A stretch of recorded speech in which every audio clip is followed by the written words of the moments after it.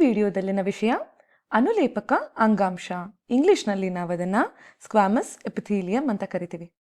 ಈ ಸ್ಕ್ವಾಮಸ್ ಅನ್ನೋ ಪದ ನಮಗೆ ಸ್ಕ್ವಾಮ ಅನ್ನೋ ಪದದಿಂದ ಬಂದಿದೆ. ಪ್ರಾಣಿಗಳ ದೇಹ ಆವರಿಸಿಕೊಂಡಿರುವಂತಹ ಅಥವಾ ರಕ್ಷಣೆ ನೀಡುವಂತಹ ಅಂಗಾಂಶಗಳಿರುತ್ತಲ್ಲ, ಅದನ್ನ ನಾವು ಅನುಲೇಪಕ ಅಂಗಾಂಶ ಅಂತ ಕರಿತೀವಿ.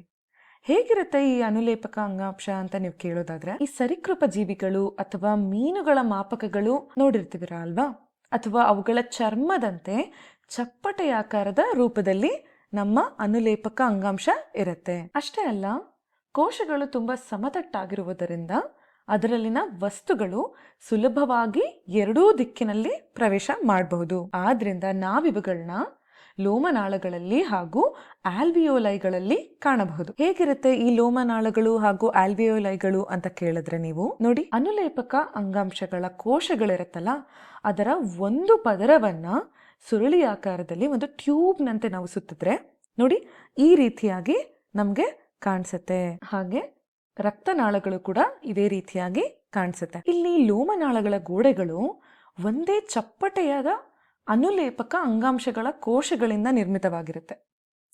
ಹಾಗೆ ಅದು ಬಹಳ ಮುಖ್ಯವಾದ ಅಂಶ. ಯಾಕಂದ್ರೆ ಲೋಮನಾಳಗಳು ದೇಹದ ಪ್ರತಿಯೊಂದು ಭಾಗಕ್ಕೂ ಹೋಗಿ ಅಂಗಾಂಶಗಳಿಗೆ, ಅಂದ್ರೆ ಇಲ್ಲಿ ಕಾಣಿಸ್ತಿದೆಯಲ್ಲ, ಈ ಅಂಗಾಂಶಗಳಿಗೆ ಆಮ್ಲಜನಕವನ್ನ ಪೂರೈಸುತ್ತೆ. ಹಾಗೆ ಕಾರ್ಬನ್ ಡೈಆಕ್ಸೈಡ್ ಅನ್ನ ತೆಗೆದು ಹಾಕುತ್ತೆ.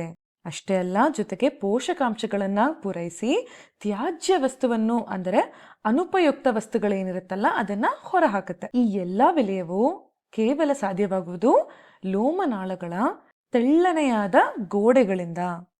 ಹಾಗಾಗಿ ಅದು ಬಹುಮುಖ್ಯ ಪಾತ್ರವನ್ನ ವಹಿಸ್ತಾ ಇದೆ. ಇದೇ ರೀತಿಯಾಗಿ ನೀವು ಆಲ್ವಿಯೋಲೈನ ನೋಡಿದ್ರೆ ಇದರ ಗೋಡೆ ಒಂದೇ ಕೋಶದ ದಪ್ಪದಲ್ಲಿರುತ್ತದೆ, ಅಂದರೆ ಒಂದೇ ಕೋಶದ ಗಾತ್ರದಲ್ಲಿರುತ್ತದೆ. ಇದನ್ನ ನೀವು ಶ್ವಾಸಕೋಶದ ಆಕಾರದಲ್ಲಿ ಕೂಡ ನೋಡಬಹುದು. ಇದು ಕೂಡ ಬಹಳ ಮುಖ್ಯವಾದ ಪಾತ್ರ ವಹಿಸುತ್ತೆ. ಯಾಕಂದ್ರೆ ಗಾಳಿಯ ಪ್ರವೇಶ ಹಾಗೂ ನಿರ್ಗಮನ ಇಲ್ಲಿ ನಡೆಯುತ್ತೆ. ಆದ್ರಿಂದ ಈ ಆಲ್ವಿಯೋಲೈ ಲೋಮನಾಳಗಳಿಗೆ ಹತ್ತಿರವಾದ ಸಂಪರ್ಕವನ್ನ ಹೊಂದಿರುತ್ತೆ. ನೋಡಿ, ಇದು ಕೂಡ ಒಂದು ಲೋಮನಾಳ. ಇಲ್ಲಿ ಆಮ್ಲಜನಕ ಹಾಗೂ ಕಾರ್ಬನ್ ಡೈಆಕ್ಸೈಡ್ಗಳ ವಿನಿಮಯ ನಡೀತಾ ಇದೆ. ನೀವು ಉಸಿರು ತಗೊಂಡಾಗ ಆಮ್ಲಜನಕವು ಆಲ್ವಿಯೋಲೈನಿಂದ ರಕ್ತ ಲೋಮನಾಳಗಳಿಗೆ ಹೋಗಿ ದೇಹದ ವಿವಿಧ ಭಾಗಗಳಿಗೆ ತಲುಪುತ್ತೆ.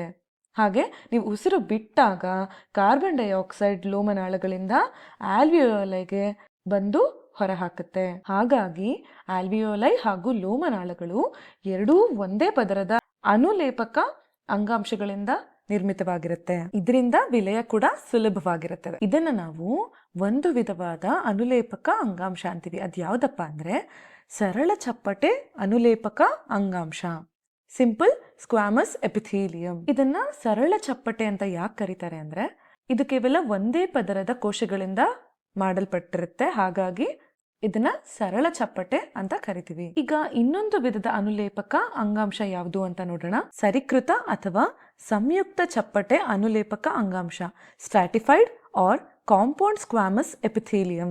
ಸ್ಟ್ಯಾಟಾ ಎಂದರೆ ಪದರಗಳು, ಹಾಗಾಗಿ ಇದನ್ನ ನಾವು ಸ್ಟ್ರಾಟಿಫೈಡ್ ಅಂತ ಕರಿತೀವಿ. ಇದರಲ್ಲಿ ಅನೇಕ ಪದರಗಳನ್ನು ಹೊಂದಿರೋದ್ರಿಂದ ಇದರಲ್ಲಿ ವಿಲಯ ಕಷ್ಟ ಆಗುತ್ತೆ. ಅಂದರೆ ಆಮ್ಲಜನಕ ಅಥವಾ ಕಾರ್ಬನ್ ಡೈಆಕ್ಸೈಡ್ ನ ವಿನಿಮಯ ಕಷ್ಟ ಆಗುತ್ತೆ. ಹಾಗಾದ್ರೆ ಇದು ಏನಕ್ಕೆ ಉಪಯೋಗ ಅಂತ ನಾವು ತಿಳ್ಕೊಳ್ಳೋದಾದ್ರೆ, ಇದು ರಕ್ಷಣೆಗೆ ಉಪಯೋಗ ಆಗುತ್ತೆ. ಇದರಲ್ಲಿ ಅನೇಕ ಪದರಗಳಿದೆ ಅಂತ ಹೇಳಿದೆ ಅಲ್ವಾ, ಅವುಗಳಿಂದ ಮೇಲಿನ ಕೆಲವು ಪದರಗಳು ಹಾನಿಯಾದರೂ ಕೂಡ ಕೆಳಗಿನ ಪದರಗಳು ಉಳಿದುಕೊಂಡು ಒಳಗಿನ ಕೋಶಗಳಿಗೆ ರಕ್ಷಣೆ ನೀಡುತ್ತೆ. ಹಾಗಾಗಿ ಇಲ್ಲಿ ಹರಡುವಿಕೆಗೆ ಜಾಗ ಇಲ್ಲ, ಆದರೆ ರಕ್ಷಣೆಯನ್ನ ಮಾಡುತ್ತೆ. ಇದು ನಮ್ಮ ದೇಹದಲ್ಲಿ ಚರ್ಮ ಹಾಗೂ ಬಾಯಿಯ ಅಂಗಳದಲ್ಲಿ ಕಂಡುಬರುತ್ತೆ. ನೀವಿಲ್ಲಿ ಕೇಳಬಹುದು, ಮೇಲಿನ ಪದರ ಮಾತ್ರ ಸಮತಟ್ಟಾಗಿದೆ, ಆದರೆ ಒಳಗಿನ ಪದರ ಭೌತಾಕಾರದಲ್ಲಿದೆ.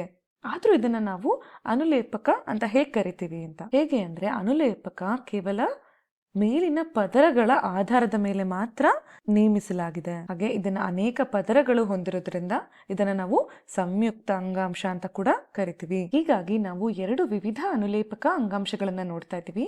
ಒಂದು ಸರಳ ಚಪ್ಪಟೆ ಅನುಲೇಪಕ ಅಂಗಾಂಶ ಹಾಗೂ ಇನ್ನೊಂದು ಸ್ತರೀಕೃತ ಚಪ್ಪಟೆ ಅನುಲೇಪಕ ಅಂಗಾಂಶ. ಮೊದಲೇ ಹೇಳಿದ ಹಾಗೆ ಸರಳ ಚಪ್ಪಟೆ ಅನುಲೇಪಕ ಅಂಗಾಂಶ ಹರಡುವಿಕೆಯಲ್ಲಿ ಪಾಲ್ಗೊಳ್ಳೋದಾದ್ರೆ, ಸರೀಕೃತ ಚಪ್ಪಟೆ ಅನುಲೇಪಕ ಅಂಗಾಂಶ ರಕ್ಷಣೆಯಲ್ಲಿ ಪಾಲ್ಗೊಳ್ಳುತ್ತೆ.